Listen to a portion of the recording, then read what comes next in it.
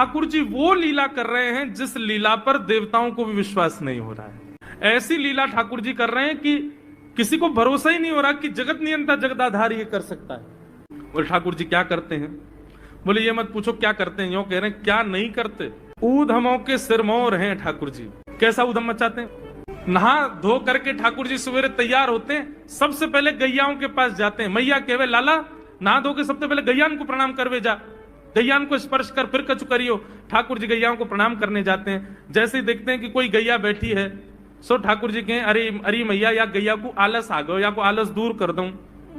सो बैठी हुई गैया के ठाकुर जी सींग पकड़ लेते हैं और सींग पकड़ करके अपनी ओर खींचते हैं। दूसरी तरफ से सींग बलराम जी पकड़ लेते हैं। अब ऐसे सींग पकड़ करके ऐसे ऐसे गैया के सींग हिलाते हैं। अब बैठी रहती गैया थोड़ी देर तो कोई बात नहीं, जैसे जोर जोर से हिलाना प्रारंभ करते हैं सोई गैया खड़ी हो जाती है। और जैसी गैया खड़ी होती है ठाकुर जी लटक जाते हैं सींगों से। अब ठाकुर जी को तो बढ़िया झूला बन गया, गैया की सींगन पर झूल रहे हैं। थोड़ी देर तो गैया इधर से उधर ठाकुर जी को झुलाती रहती है, लेकिन थोड़ी देर बाद जैसे ही ठाकुर जी की पकड़ कमजोर होती है, गैया को पता चल जाए कि अब लाला गिरवे वार है, तो गैया भी इतनी चतुर कि वो गोबर में ही जाके खड़ी हो गए। ठाकुर जी के आगे कुछ चल, मैं गोबर में जाऊंगा। गैया के ना अब तो मैं यहीं खड़ी रहूंगी, तुम गोबर में ही गिरो। और सोई ठाकुर जी को हाथ छूट जाए, मैया मैया बचाइयो, देख जे गैया मुझको गोबर में फेंक रही है।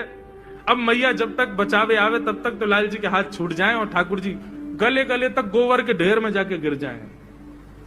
और यशोदा मैया निकाले, कितनों सजाए लो, कितनों ए लाला तू वैसे ही कारो, ऊपर से मैं तो को बढ़िया सुंदर बना के रखूं, लेकिन तू घूम फिर गया गोबर में ही आके चौं खेले।